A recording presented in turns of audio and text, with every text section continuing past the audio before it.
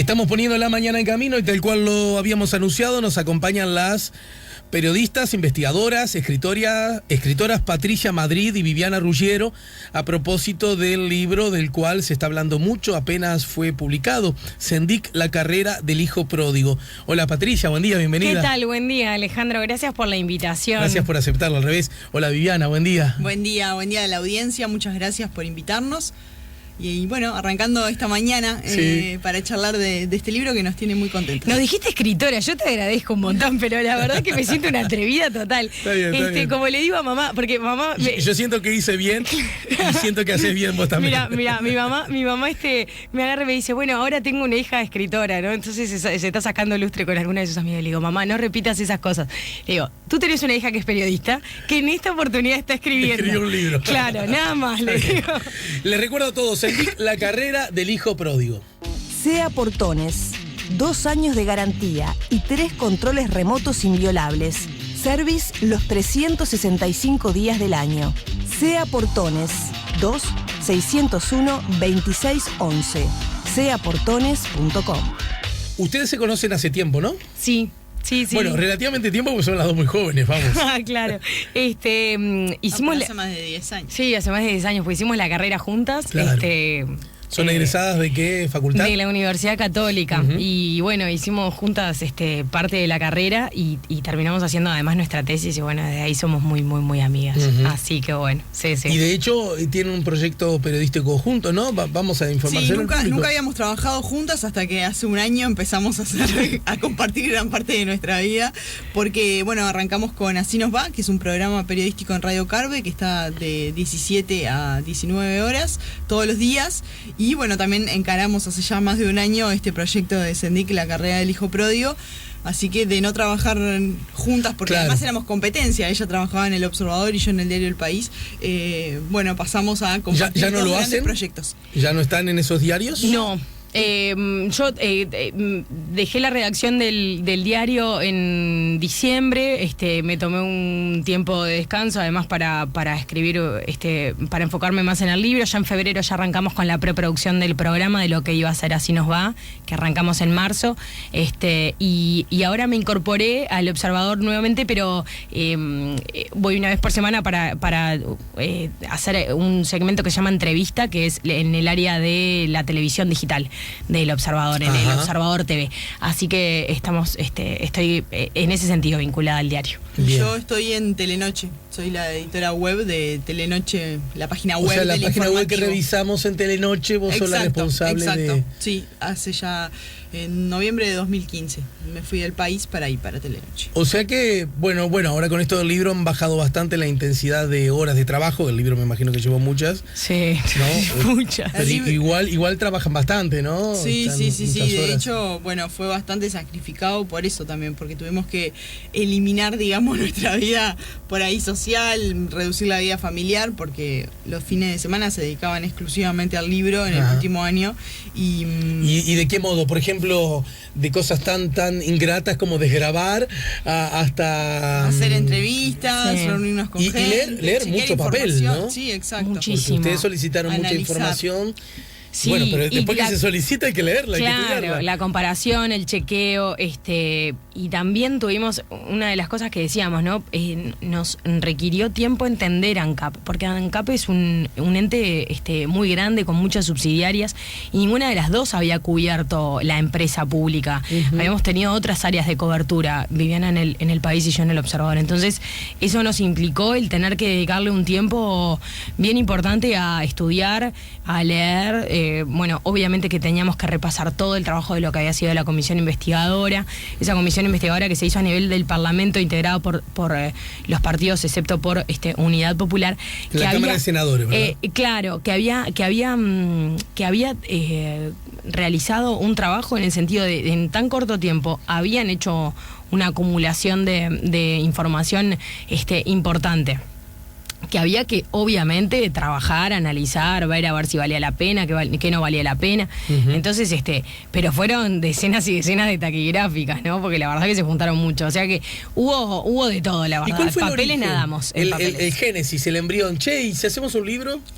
En realidad no fue una idea que nos surgió a nosotras, sino que la editorial y sobre todo la editora Claudia Garín tuvo la idea, se la propuso. Ese es el trabajo de una editora, sí, ¿no? Exacto, ver por dónde puede andar la cosa. Sí. Se lo propuso a otro colega, Sebastián Pans, es amigo de las dos. Ha estado aquí en La Mañana en Camino. Exacto, pero su perfil es más de libros históricos, de corte histórica. Sí. Entonces, la investigación periodística, pero de perfil histórico. Claro, exacto, sí. Entonces, sintió que por ahí era un proyecto más para Patricia, que justo había escrito la investigación sobre el título del vicepresidente. Se lo propuso a Pato y Pato entendió que era un proyecto para hacer juntas y me lo propuso a mí. Y fueron 2 minutos que yo le dije, che, ¿qué te parece si...? ¿Qué? Sí, obvio. y ahí lo que analizamos es que estaba bien hacer un libro sobre... de perfil del vicepresidente, pero que el desafío para nosotras como periodistas era más que nada investigar ANCAP. ¿Y por qué? Porque con todo el episodio del título, el vicepresidente había faltado a la verdad. Entonces el planteo que nos hicimos fue, si en esto que por ahí es muy personal y era más, más sencillo admitir que había habido un error, nos preguntamos si en ANCAP no habría pasado algo similar. Si esa lógica, exacto, no se habría aplicado en la cuestión de ANCAP. Y entendimos que ahí podía estar nuestro desafío duro en investigación, porque teníamos que entender un tema, porque teníamos que analizar, porque teníamos que juntar información.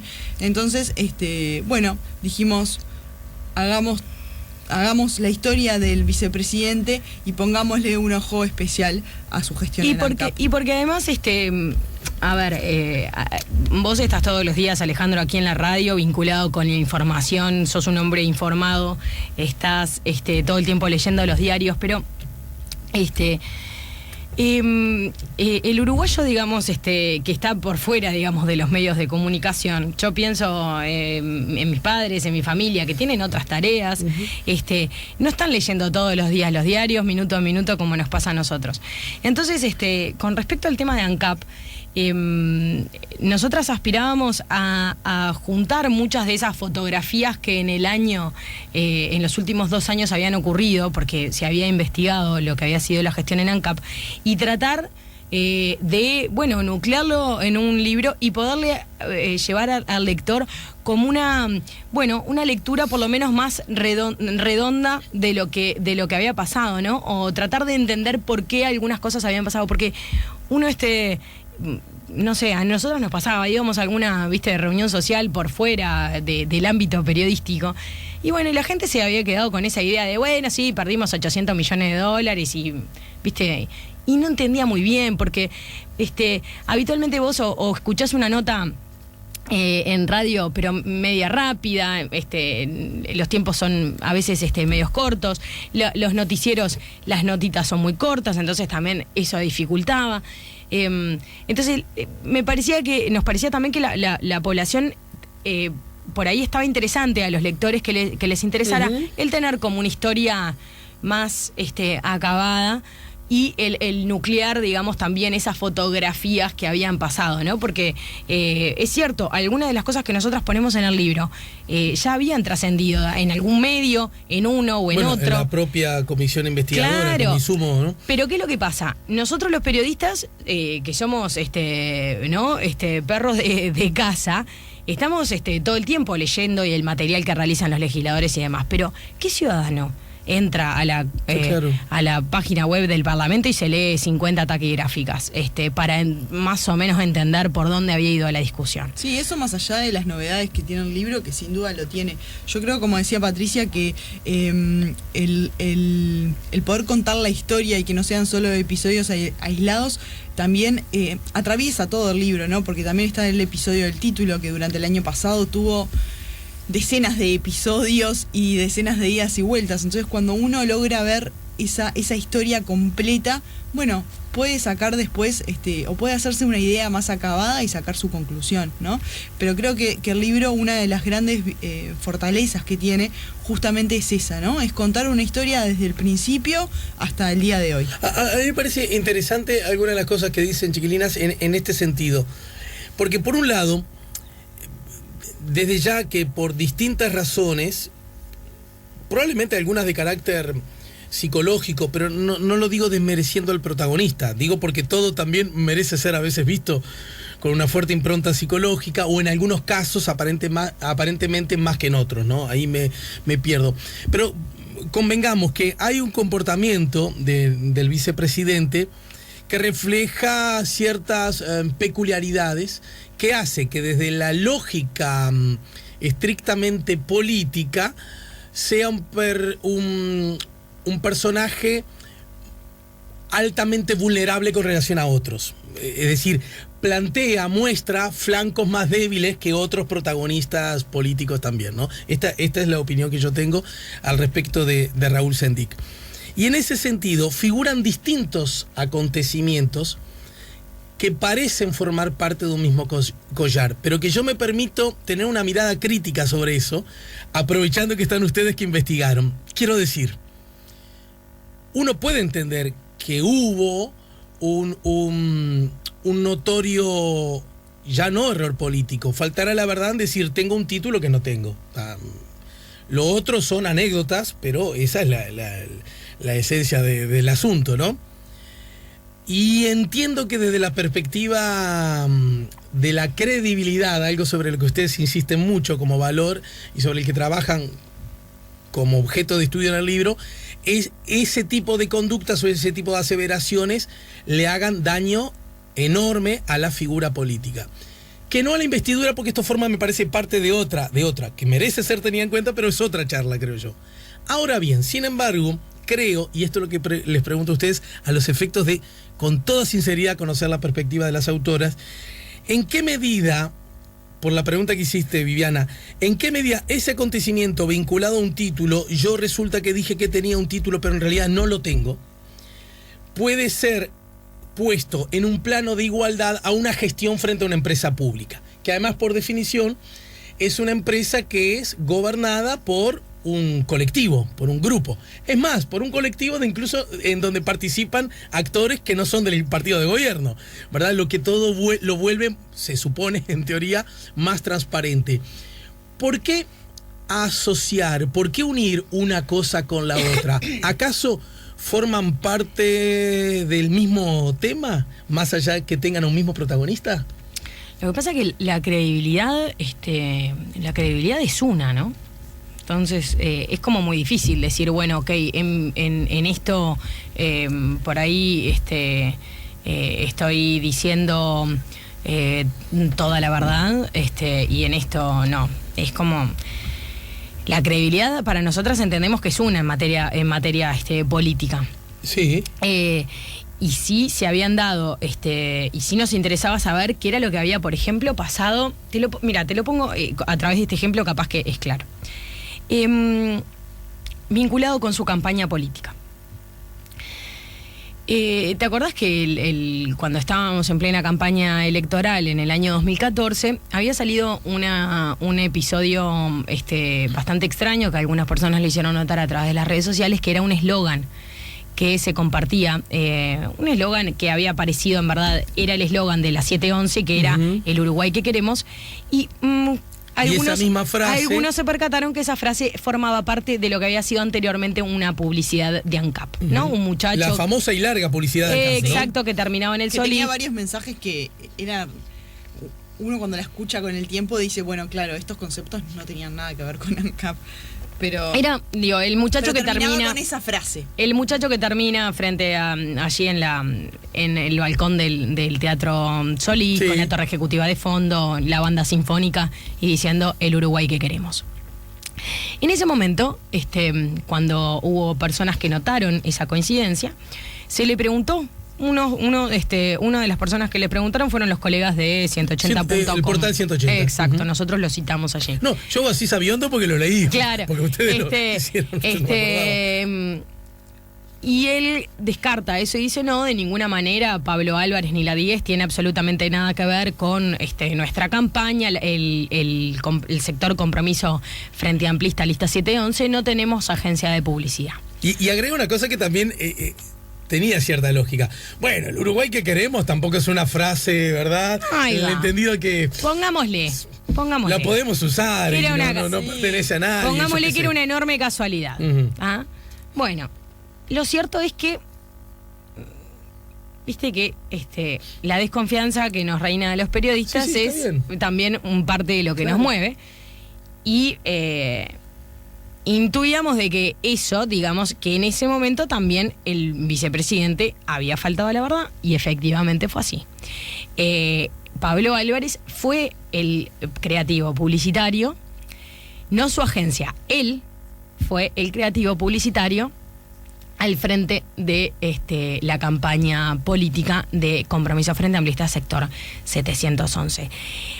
Era una media verdad la cual había dicho el vicepresidente, porque él dijo, no tenemos agencia. Ujú. Es correcto, la Compromiso Frente Amplista no había contratado agencia, pero él dijo, no tenemos ninguna vinculación con la 10, lo cual era absolutamente falso, porque efectivamente el creativo y dueño de la 10 era la mente publicitaria efectivamente de su campaña política. Entonces, me explico que esa falta de credibilidad también que se dio con el episodio del título en particular, te llevaba a analizar si esa falta de credibilidad no se había, digamos, trasladado en otros momentos en el Pero pasado, tanto en ANCAP como en lo que fue su campaña. Me gusta el ejemplo, me gusta hacia dónde apunta, pero sigamos razonando con... Con respecto a ANCAP, tienes razón, sin lugar a dudas que fue un organismo dirigido por un directorio integrado por la oposición. Por eso nosotros investigamos Sí, muchísimas sí. cosas, Y digamos, hay también. datos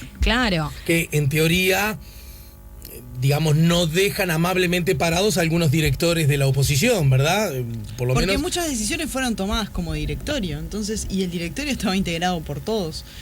En ANCAP hubo decisiones que fueron más personales de algún director o del presidente, pero hubo otras que fueron tomadas como directorio. Pero, y en ese caso el saco les cae a todos. Acá me interesa justamente porque yo coincido con ustedes que hay un asunto que tiene que ver con la democratización de la información, y en particular, ni hablar que hay cuestiones, esa cuestión de la vida privada, pero que roza el valor público, que es la credibilidad.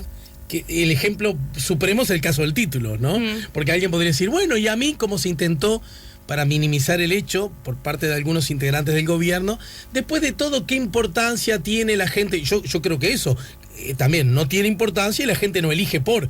Ahora, No, claro. a mí, si me decís una cosa y resulta que sos otra, a mí me genera una zona, lo mismo me ocurriría con mi esposa y con el hombre con el que querés poner un kiosco, ¿verdad? Sí, es decir, sí, y este me está cantando, bueno, valga el eslogan, me está cantando la justa.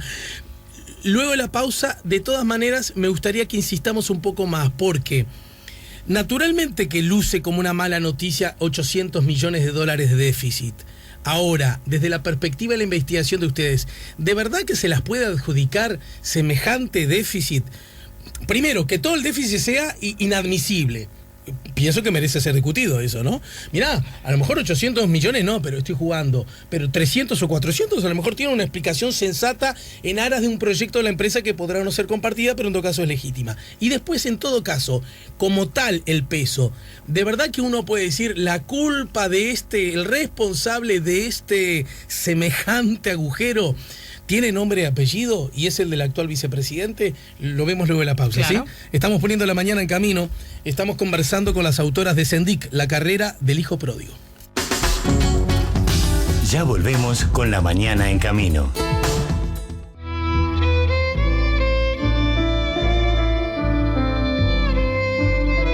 Seguimos poniendo la mañana en camino. Les recuerdo a todos que esta nota usted la puede escuchar a través de nuestro canal YouTube, La Mañana en Camino. Del mismo modo, también puede escucharla a través de nuestra cuenta Twitter, @AlejanCamino, y también en nuestra página Facebook, La Mañana en Camino. De hecho, ahora estamos transmitiendo en vivo a través de la página Facebook, La Mañana en Camino. Estamos con Patricia Madrid y Viviana Ruggiero. A la hora de trabajar, chiquilinas, ¿quién desarrolla qué perfil, qué tarea? ¿Cómo es la cosa? Estamos hablando, de las coautoras de Sendic, la carrera del hijo pródigo. Está la pregunta planteada, pero igual la forma de trabajo. Es muy conversado, ¿no? Es muy conversado. Yo suelo ser la mala y Viviana la buena. ¿En qué sentido? A ver, pero qué... che, pará. No me den detalles, o si me los dan buenísimo, pero... che, mirá lo que dijo acá deberíamos con matarlo. Y aquella pone freno, no, pero pará, porque veamos te pone un poquito de freno. ¿Sabés que hemos descubierto, principalmente ahora trabajando en Radio Juntas, que tenemos como perfiles que nos complementamos y claro, nos conocemos ya hace tantos años que funcionamos medio que, viste, automáticamente porque ya sabemos hasta dónde va a ir a decir una cosa y sigue la otra, viste. Entonces, cuando una en una entrevista va subiendo el tono, bueno, la otra es como la que va palancando. Y bueno, eso es un poco natural también, ¿no? Pero responde también a nuestros caracteres. También, o sea, claro. Digo, yo soy más peleadora que Viviana en la vida en general, en el sentido de camorrera por ahí, pero claro. De llegar al comercio y si se moran en atenderte, ponele. No, ahí no. Pero ya lo era, por ejemplo, yo era uno de los terrores de los profesores, les discutía a todos. Y Viviana era más tranquila. Claro, el otro día teníamos una anécdota de Tomás Lin, el profesor, que nos decía, yo siempre me daba vuelta y ustedes chucu hablando. Ahora yo me daba vuelta y vos te quedabas callada y Viviana quedaba hablando. Me dejaba en evidencia a mí sola. Pero nos matábamos de la risa. Sí, ya ese es el tema también de trabajar con alguien que conoces tanto. En este proceso tuvimos diferencias, discusiones acaloradas, que mi marido, que fue otra de las personas que nos ayudó mucho, quedaba, viste, mirando con los ojos abiertos y sabe que se pudrió todo, se rompió el libro. Que es un tema que pasan 5 minutos y ya está todo bien, porque es parte de ese vínculo de amor y confianza que nos tenemos, que ya pasó, digamos.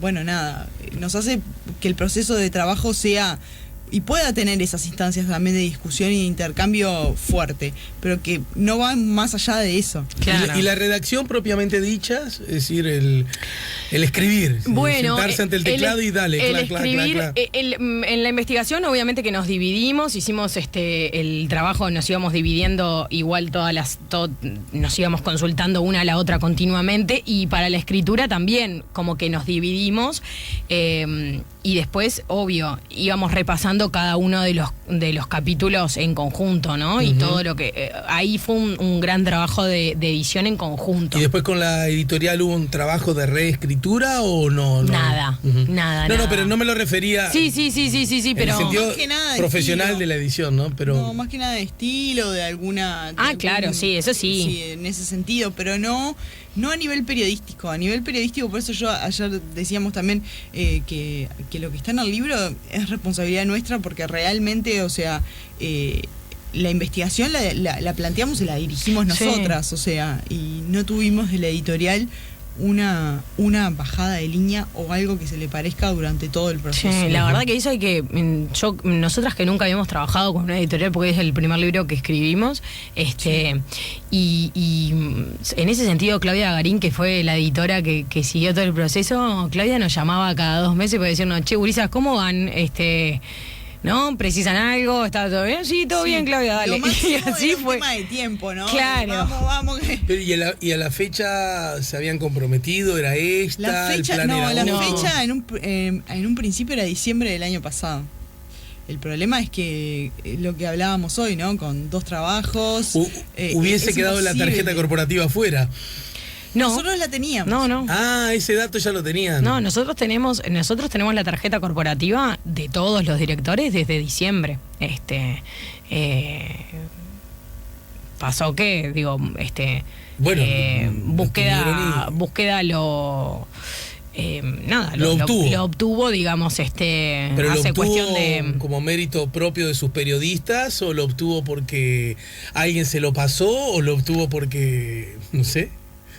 Desconocemos. Puedo creer que tienen una hipótesis y que no, que con todo en derecho no. Pero hipótesis hay un montón en todo el trabajo. En todo el trabajo. Y bueno, viste que a veces. ¿Cuál es la hipótesis periodista? Un poco la atención que en el último tiempo de la investigación, muchos de los datos que nosotras teníamos desde el mes de noviembre, diciembre, que fue cuando ANCAP empezó a responder nuestros pedidos de acceso a la información, ahora en el último mes empezaron a salir varios varios de los datos que nosotras teníamos. Ajá. Pero Incluso- Había como gente muy ansiosa, me parece. en dar a conocer, antes que. Sí. Estoy bien como Sí, lo voy sí, leyendo. sí. Incluso- A ver, estoy razonando, no soy particularmente. No estoy entre los más lúcidos, pero tampoco entre los más troncos, ¿está? En todo caso, podría formar parte de. Si yo me anticipo a decir cosas relativamente frágiles, mías en el sentido general, de pronto cuando salgan ya no es tan novedad y tienen un impacto más débil. ¿Esa podría ser la lógica? No. A ver, la hipótesis en realidad puede sí, haber varias. pueden haber ¿no? varias. Porque no Pero está. Lo cierto es que Búsqueda hizo su propio pedido de acceso a la información. Sí. Creo que lo hizo por allá por el mes de marzo, abril, si no me equivoco. Y bueno, y obtuvo la misma información. No es que digamos que a Búsqueda alguien le pasó nuestro documento. No, claro, Ellos hicieron recorrió el mismo camino que ustedes. Exacto. Está, pero Varios meses después. ¿qué es de esto que acabas de decir lo que un poquito le llama a ustedes la atención? No, mira, pasaron varias cosas, como decía Viviana, ¿no? Porque no solamente se dio el episodio con Búsqueda, sino también se dio algún que otro episodio con El Observador. Ocurre que nosotras teníamos desde diciembre también un pedido de acceso a la información que habíamos hecho al respecto de los viajes. Nosotros habíamos pedido a ALUR qué viajes había ALUR financiado por líneas comerciales, ¿no? Más allá de la avioneta. Sí. Era otro pedido de acceso a la información. Entonces ahí obtuvimos toda la lista de los pasajes de aerolínea pagos por ALUR de 2010 en adelante. Cuando recibimos ese pedido de acceso, lo analizamos y encontramos que habían dos viajes que nos llamaron tremendamente la atención y eran año 2014, año electoral, Sendic haciendo campaña, decía en ese informe, había viajado financiado por ALUR un viaje a Venezuela y después, posteriormente, un viaje a Cuba, ya siendo vicepresidente electo, ¿no? En noviembre de pasado. No eran viajes menores porque uno era entre la campaña Sí. electoral de las elecciones nacionales y el balotaje, y el otro era Después del el 14 balotaje. de diciembre, o sea, recientemente electo vicepresidente. Uno a Venezuela y el otro a Cuba. Lo vemos así que qué raro esto. Y el vicepresidente, O sea, el vicepresidente con había los boletos de avión pagados por ALUR. Sí. claro, y el vicepresidente había dejado la empresa en 2013 para Sí, hacer sí, sí, campaña claro, electoral. Claro, sí, o sea, vemos así, qué raro. A ver, documento oficial de ALUR, ¿no? Sí, sí. Porque si uno pide acceso a la información al Estado, confía en que el Estado le va a devolver la verdad, ¿no? Bueno. Que a propósito, dicho sea entre paréntesis, esto forma parte de las buenas noticias que tiene la ciudadanía en general y los Claro, periodistas en particular. sí, sí. El acceder, que es un instrumento que algún tiempito atrás, no Esta tan ley lejano, es- no lo teníamos, Esta ¿no? ley es maravillosa y no corre solamente para los, no es una herramienta útil solamente para los No, periodistas. por eso dije el público en general y los periodistas en particular, porque por para profesión todos la los usan más. pero ciudadanos, o para sea, todos se los le ciudadanos. pueden pedir directamente información al Estado, lo cual es maravillosa esa ley. Bueno, lo cierto es que tiempo después, te diría, porque abril, mayo, sí, abril, pongámosle fines Sí. de abril, mayo.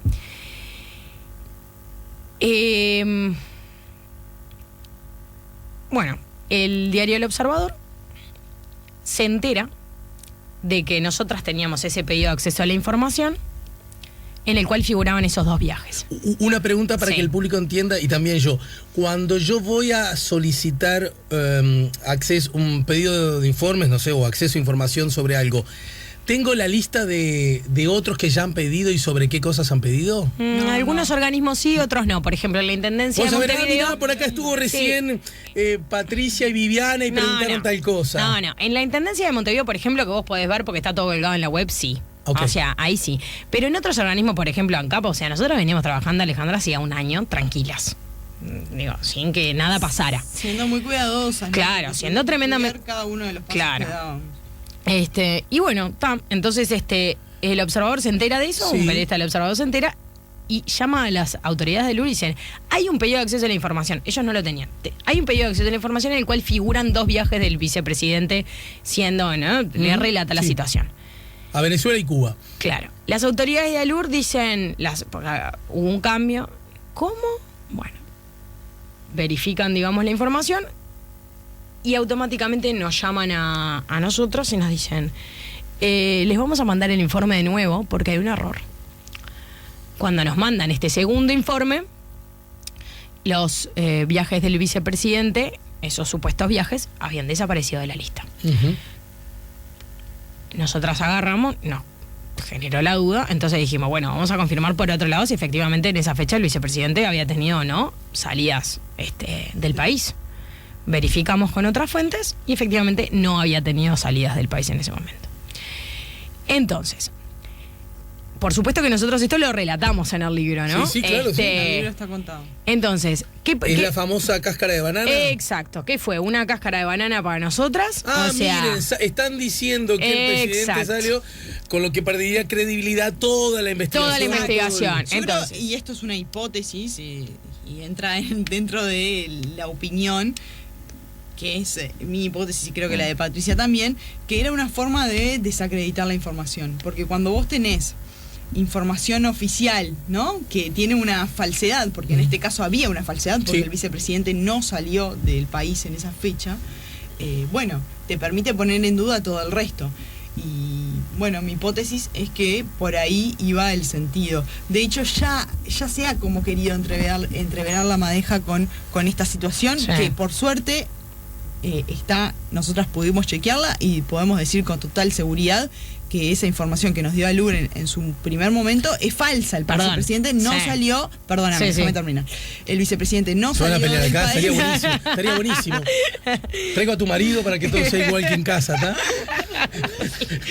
Que el vicepresidente no salió del país en esa fecha y nosotros pudimos relatarlo bien. Pero viste, cuando ya te da la sensación, escuchás alguna versión y decís, bueno, claro, me queda claro ahora cuál fue el génesis de esto. Sí. Pero esto entra dentro del ámbito de la opinión. Sí.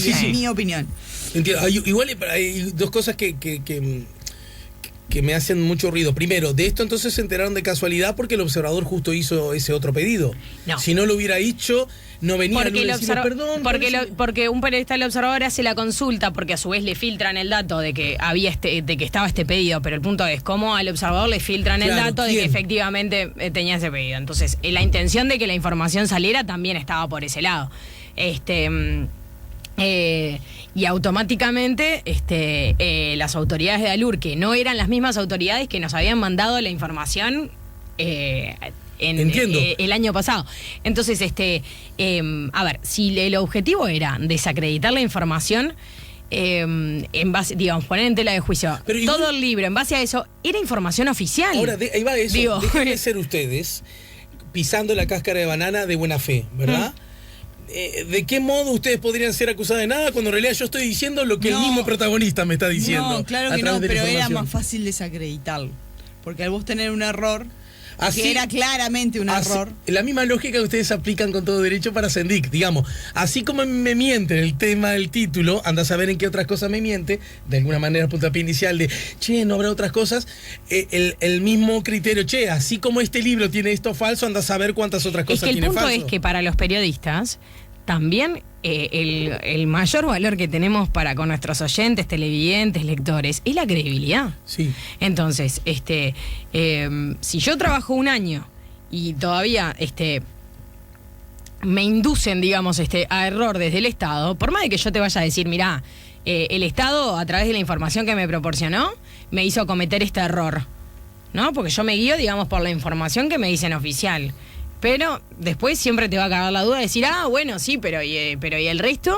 Mirá, chicas, todo el tiempo que nos llevó este asunto, está bien, obvio, como corresponde, porque hay muchos temas, muchas aristas y muchos asuntos. Y ojo que todavía no ha ingresado, seguramente no ingrese hoy, otro día conversaremos acerca de intencionalidades, por qué, cuánto, porque creo que esas, que son preguntas que hay que hacerse, no veo que esté mal siempre tener ese espíritu crítico, yo lo decía ayer, para con los gobernantes, pero también para con los periodistas y los medios, bueno, fuera, ¿no? Seamos críticos con los gobernantes y no seamos críticos con los medios de comunicación, ¿en qué cabeza cabe? Pero en todo caso, me parece que a veces eso eclipsa los verdaderos contenidos del libro, y algunas de las cosas que ustedes dicen, señalan, que a mí me parece que son de interesante insumo para que obre en poder del público. Volvemos luego de esta pausa con la pregunta que en realidad dejé planteada antes. ¿Pero acaso los 800 millones de dólares tienen un solo responsable y ese responsable es Sendik? Lo vemos luego de la pausa. Ya volvemos con La Mañana en Camino.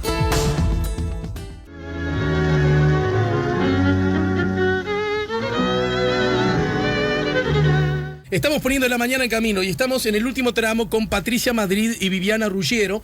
Son las autoras de Sendik, la carrera del hijo pródigo.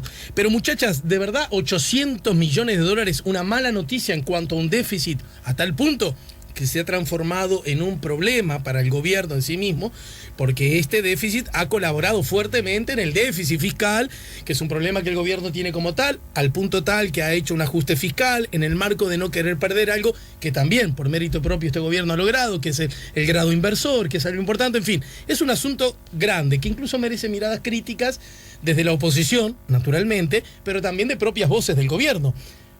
Propias voces del gobierno que tenían también actividad de importancia en el gobierno anterior, ¿verdad? No eran ediles. Quiero decir, el tema es una mala noticia en grandes líneas, casi en forma unánime. ¿Estamos de acuerdo? Sí. Ahora, ¿de verdad que podemos decir que el responsable de estos 800 millones de déficit tiene nombre y apellido y es Raúl Sendik? El responsable de la situación de ANCAP, a ver, se arrastra desde muchísimo tiempo antes también, ¿no? Porque durante muchísimos años ANCAP no recibió las inversiones que debía haber recibido. Posteriormente se empieza a endeudar. Hay una decisión de invertir en base a deuda, ¿no? Que se toma en el primer gobierno de la izquierda y se empieza a ejecutar fuertemente en el segundo, gobierno, en el periodo de José Mujica.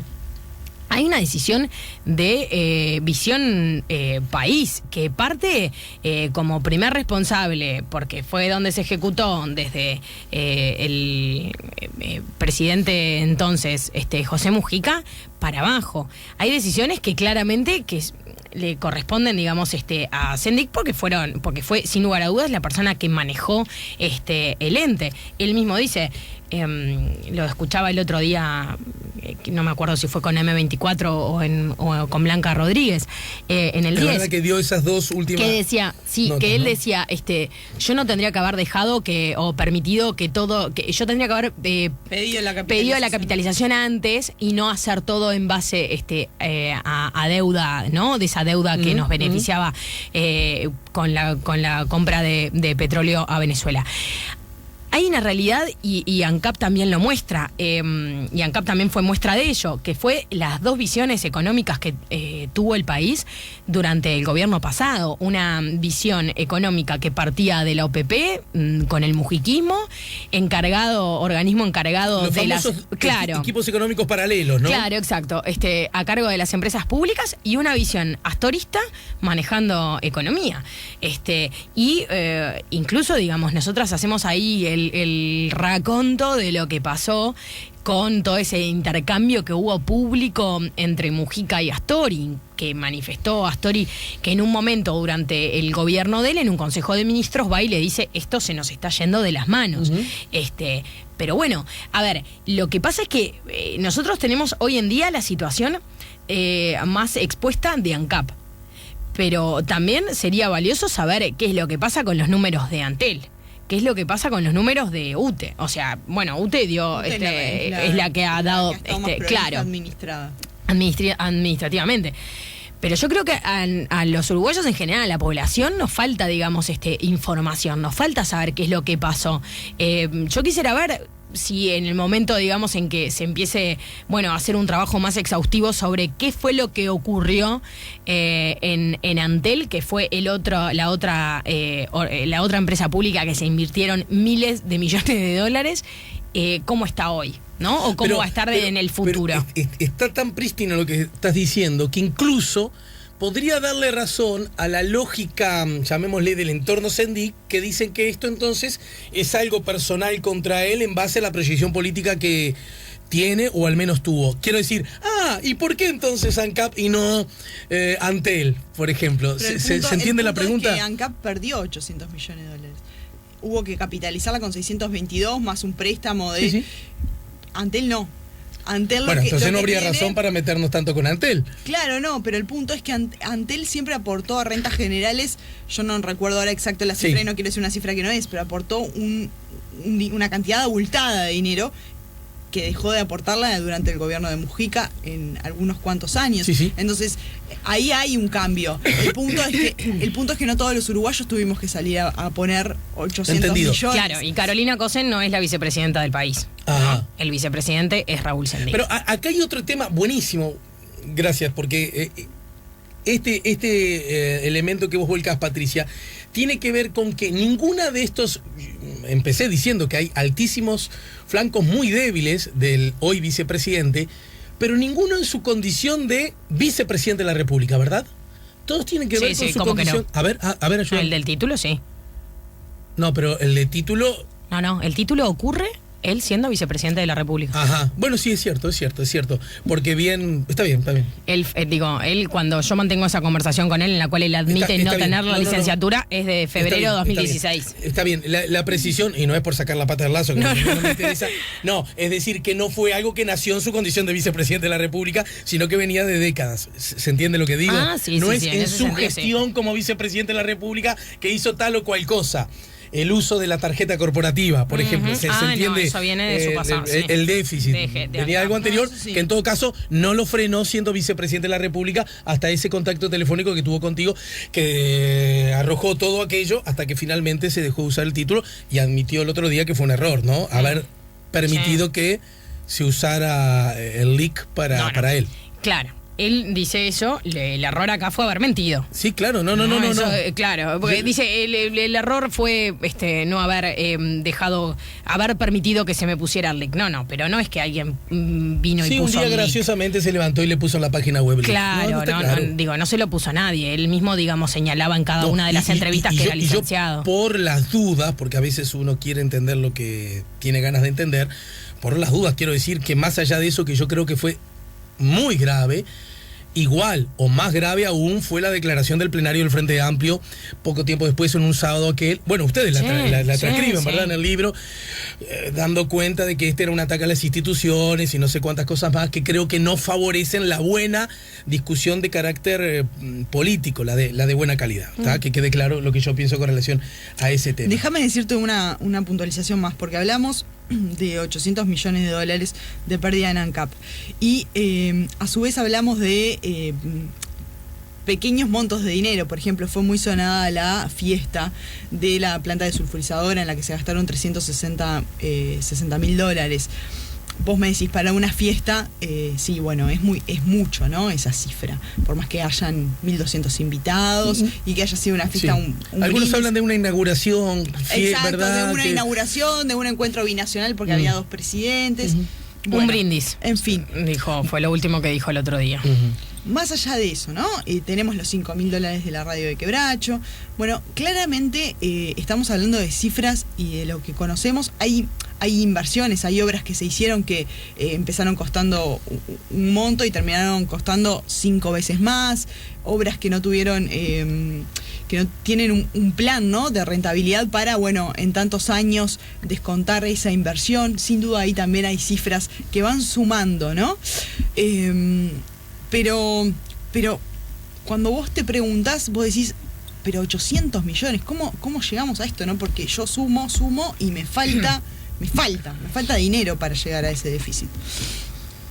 Durante todo el proceso de investigación nosotras tuvimos un periodista argentino que se llama Walcon Adamón, que ha investigado mucho la corrupción en Argentina, que es otra cosa, y tiene varios libros. El último de él es La Piñata. Y él plantea en ese libro que durante su proceso de investigación tuvo la imagen de un elefante rosado bailando que lo estaba girando y que él no lograba verlo. Y a nosotros nos pasó un poco eso durante el proceso de investigación. Sentimos como esa imagen que estaba ahí rondándonos. Y el libro, sin duda, es un gran aporte. Pero nos quedamos con la sensación de que el elefante baila. Ajá. De que nos siguen bailando Quizás elefantes sea tarea de alrededor. alguien más que continúe, O nuestra, ¿no? o nuestra. Claro, pero- nosotros lo que decíamos porque es van en que la línea con lo que tú preguntabas. No, claro, los claro, que 800 millones. creo que es un asunto que yo entiendo legítimo, no, recontra legítimo que todo esto esté atravesado por lógicas políticas. Lo entiendo. Igual me parece que a los efectos de la ciudadanía, a los efectos de generar compromiso democrático republicano, deberíamos en la mayor medida estar ausentes de esa lógica política, porque la lógica política no siempre coincide con la verdad. No, está claro. A ver, con respecto al tema de las inversiones, ¿no? Que Viviana decía, bueno, hay inversiones que el país entiende que se tendrían que haber llevado adelante. Por ejemplo, una de las cosas que nosotros destacábamos, Sendik se entendió en su momento que era muy importante para Uruguay que Uruguay llevara adelante una exploración petrolera. Porque se apostaba, digamos, a que el país pudiera tener eventualmente petróleo. Entonces eso, se tenía una visión y vamos para adelante. Bueno, después se encontrará o no, pero eso es una política que eventualmente a Uruguay le hubiera dado o reportado en caso de encontrar muy buenos dividendos, ¿no? Por ejemplo, la construcción de la planta desulfurizadora.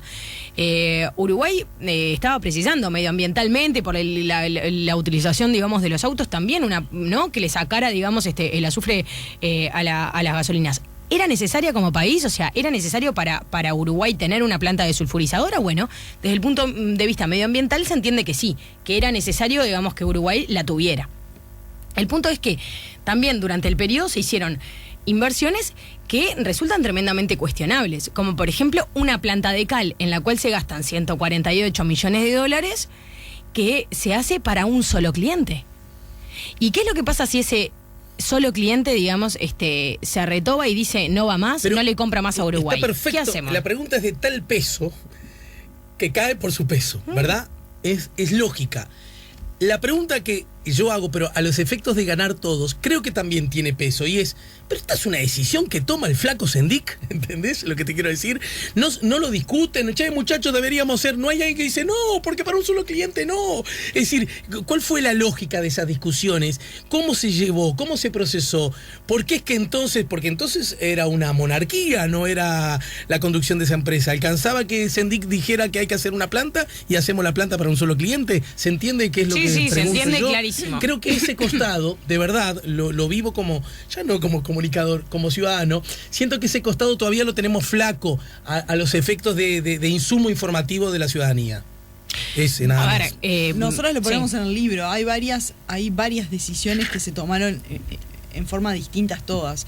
A nosotros lo que nos remiten, a ver, por un tema de que él era el presidente, sin duda es el primer responsable, ¿no? Porque por el cargo que ocupaba. Sin duda. Hay decisiones que se tomaron, como yo te decía hoy, en el directorio, pero hay otras que no. A nosotras nos decían desde ANCAP que se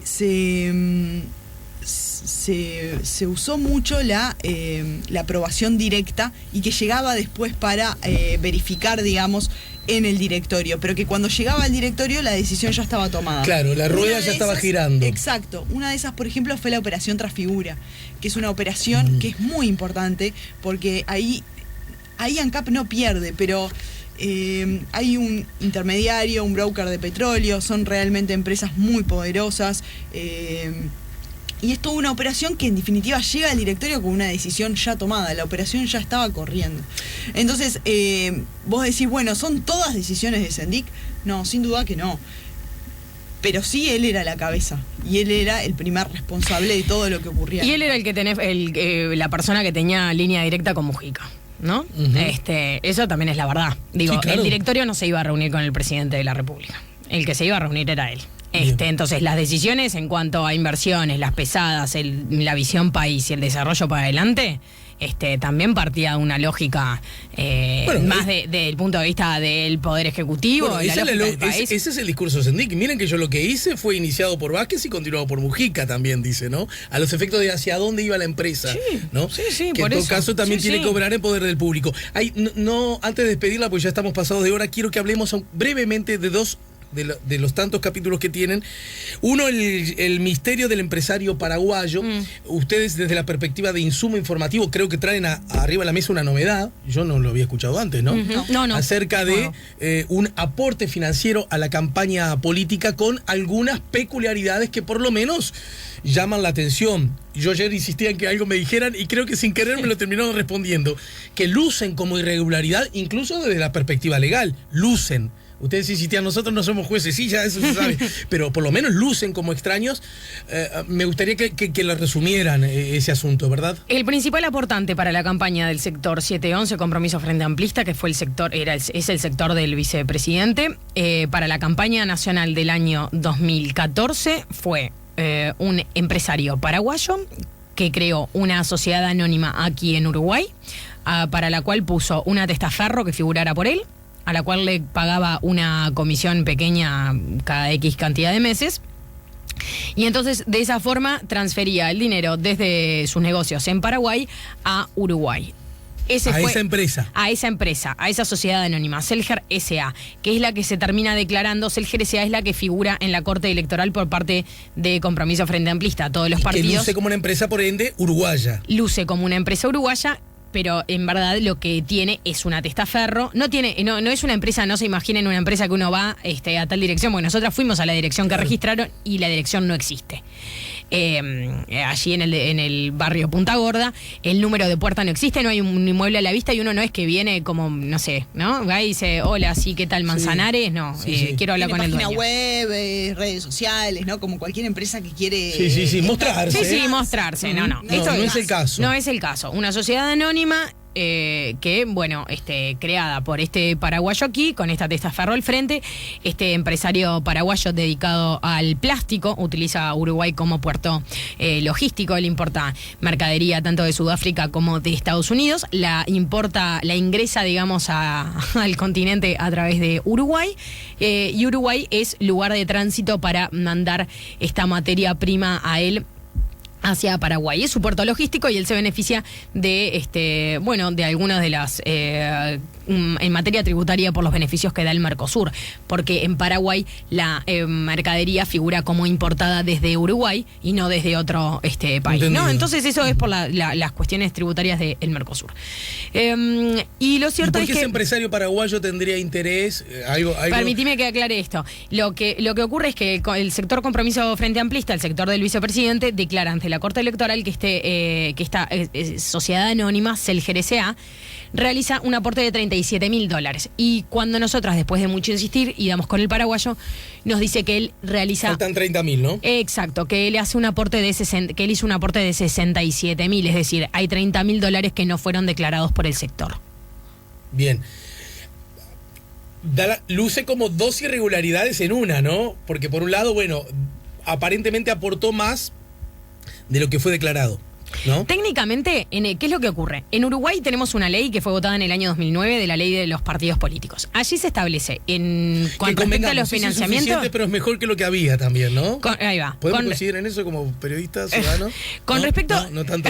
Con respecto a esta, lo que pasa es que tiene vacíos legales. Claro. Porque en este caso es uno. Porque, por ejemplo, el financiamiento, con respecto al financiamiento dice, entidades, habla de entidades.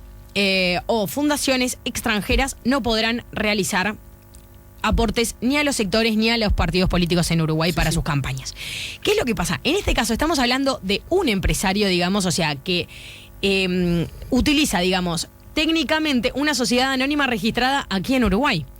Entonces, automáticamente, digamos, la plata, uno dice, bueno, pero la sociedad anónima fue creada acá. Y la plata, digamos, no fue que se transfirió de una cuenta bancaria directo a la cuenta bancaria del exterior a la cuenta bancaria del partido, ¿no? O del sector político. No, utilizó esa empresa fantasma como puente. Exacto. Entonces, técnicamente lo que ocurre es que eran un poco, digamos, lo que salían a explicar. Nosotras no decimos en ningún momento que lo que hicieron es ilegal, porque lo que hicieron de acuerdo a la ley de los partidos políticos se enmarca dentro de un vacío legal. Está bien, pero luce irregular, porque yo voy a esa empresa y la empresa como tal no existe, no tiene actividad, ni siquiera tiene puerta, según lo que ustedes me están diciendo y que yo estoy creyendo. O sea, es raro que alguien te dé... No, cualquiera lo puede ir a verificar, ¿eh? Si quieren agarrar, se van hasta Punta Gorda con la dirección allí y lo pueden ver. Es raro que alguien te dé $37.000, no. 5.000 pesos y que te dé una dirección que no existe. D'Angelo diría, ¿usted no desconfiaría? No es ponerse en rarito ni en extraño. Esto que está diciendo Patricia es lo que está explicado en el libro, porque también han salido a decir que nosotros decimos que este aporte es ilegal. nosotras decimos, y lo dejamos entrever en el libro, que este aporte llama la atención como tú decís, pero no es que nosotras en las entrevistas nos estamos desdiciendo de lo que dice en el libro. No. En el libro está explicado. Ahora que después se le salga a poner condimentos que el libro no tiene, y me refiero a esto también con el tema de la ruta del dinero acá y del avión. Y ese era el otro asunto que quería que abordáramos. No nos estamos desdiciendo de lo que dice en el libro. El punto es que se hicieron afirmaciones que en el libro no están escritas. Por eso nosotras queremos que e invitamos a la audiencia a que lea el libro, porque en el libro, por ejemplo, con respecto al avión, lo que nosotras decimos es que hay una avioneta de Alur que durante el año 2013 y 2014 viajó en 42 oportunidades a el aeropuerto de San Fernando, un aeropuerto que es epicentro de la ruta del dinero acá en Argentina, y que, por ejemplo, allí se detuvo al empresario Lázaro Báez, que hoy está en prisión. Lo que también decimos es que esa avioneta hizo viajes extraños. ¿Por qué? Porque hizo viajes en la madrugada, porque hizo viajes sin pasajero, porque hizo viajes... ¿Hay alguna explicación de esos viajes? Nosotras el número, los horarios, sin pasajeros. Estuvimos un año intentando buscar el por qué esos 42 viajes a Alur. Y no encontramos una explicación coherente. ¿Por qué? Porque Alur no tiene negocios en Argentina. ¿Bien? Esa avioneta puede haber sido usada por otras autoridades de ANCAP, incluso se usó por gente de UTE, por el ministro de Industria de ese momento, Kramerman. Bien, nos dijeron en su momento como una hipótesis, porque hay que decir algo que es muy importante. Dentro de Alur, muchísima gente no se explica qué iba a ser la avioneta San Fernando. Nosotros consultamos a múltiples fuentes y ninguna puede dar una explicación. Que nos manifestaron eso off the record, digamos. Exacto. Ahora, haciendo hipótesis, que era lo que hacíamos hoy, nos dicen, bueno, a ver, puede haber viajado por Carboclor, que es la empresa que ANCAP tenía en Buenos Aires. Lo cierto es que el director de Carboclor viajaba por aerolínea comercial, porque tiene en el registro de vuelos de comerciales, tiene más de 20 viajes a Buenos Aires, y nunca figura entre los pasajeros de la avioneta. O sea que esa opción queda descartada. Nos dicen, bueno, ingenio azucarero similar al de Alur hay en Tucumán, y capaz que alguna vez se fue hasta allí a ver cómo era eso. Tucumán está muy lejos del aeropuerto de San Fernando, es decir, no tiene coherencia. Nosotras mismas nos dijimos, bueno, ok, capaz que va a hacer tareas de mantenimiento, porque los aviones necesitan tareas de mantenimiento. Y además, Melilla va a decir, y San Fernando es un lugar donde habitualmente las aeronaves se pueden reparar y hacer... Claro, porque es un aeropuerto puesta a punto. De esas características más bien importante, grande, ¿no? Mucho más que el de Melilla, para que es la referencia que tenemos acá. Operan muchos aviones allí también. Y bueno, lo cierto es que solo 3 de esos viajes corresponden a tareas de mantenimiento según esta información que nos da Alur. Es decir, como decíamos ayer, los datos que nosotras tenemos y que estamos 100% seguras están allí. Ahora, la lectura que cada uno haga de esos viajes, nosotras no nos podemos acercar. Voy un poco más allá. Cuando uno solicita... Lo que sí, perdóname, déjame cerrar solo esto. Lo que sí nosotras no decimos, y no es que nos estamos desdiciendo después en las entrevistas, es que el vicepresidente y el avión está involucrado con el dinero acá. Porque yo, para decir eso, tengo que haber visto el bolso con dinero, como pasó en Argentina, que salieron los videos. Si no, yo soy una irresponsable. Igual, porque si no, gurisas, yo creo que haría mal mi trabajo, ya no profesional, sino humano, si yo no dijera que dar como dato absolutamente real, pero ingresarlo como un dato adicional para que obre en poder del público, me parece que no solo no contribuye, sino distorsiona el verdadero objetivo. Razono con el absurdo y estoy dispuesto a cambiar de opinión. Siempre estoy dispuesto a cambiar de opinión, ¿de acuerdo? En todo caso, ¿por qué avaló que el avión de Alur aterrizara decenas de veces sin motivo aparente en el aeropuerto que fue epicentro de la ruta del dinero acá? Razonemos por el absurdo. ¿Y si hubiera sido otro aeropuerto? La pregunta, ¿no aplicaba igual? ¿Aplicaba? Claro, pero el punto es que ¿entienden? ¿Por qué entonces agregar que en ese aeropuerto hubo pero porque es un dato de la realidad. Pero seguramente de la realidad hay otros datos vinculados a ese aeropuerto, de que alguna vez un niñito que necesitaba dar un trasplante de corazón también usó ese aeropuerto, y a lo mejor más, y sin embargo ustedes no lo ponen en el mismo lugar donde tantos niños salvaron su vida gracias a trasplantes de corazón. Pero yo te tengo que decir qué pasó en ese aeropuerto, porque además los uruguayos somos grandes consumidores de medios argentinos, y es un dato que es importante, porque yo además te tengo que decir también que hay que estuvimos un año intentando buscarle una explicación y no pudimos, ¿Y que qué? tenemos viajes en la madrugada, que tenemos viajes sin pasajeros y que ojalá lo puedan explicar. Claro. Ojalá. Viajes en la madrugada, viajes sin pasajeros, decenas de viajes, es de tal contundencia informativa que desde mi perspectiva creo que puede distorsionar, justamente alimentando la idea de que esto forma parte de un objetivo que más allá que el de la investigación periodística. Pero eso tan solo una opinión horizontal y ideal que comparto con mis invitadas. Ocurre que nosotros intentamos hablar tanto con el vicepresidente Raúl Sendic en 4 oportunidades. No tuvimos ni siquiera ni un sí ni un no. No tuvimos respuesta. Después de aquella llamada telefónica, ¿volviste a hablar con Sendic? No, nunca más. ¿Lo has intentado más allá del libro? No, lo intenté para el libro a través de sus asesores, vía mail, vía Twitter, en fin, ninguna, digamos, tuvo un buen final, digamos, ¿no? Que hubiera sido entrevistarlo. La otra persona que viajó más fue el senador Leonardo de León, el hoy senador Leonardo de León.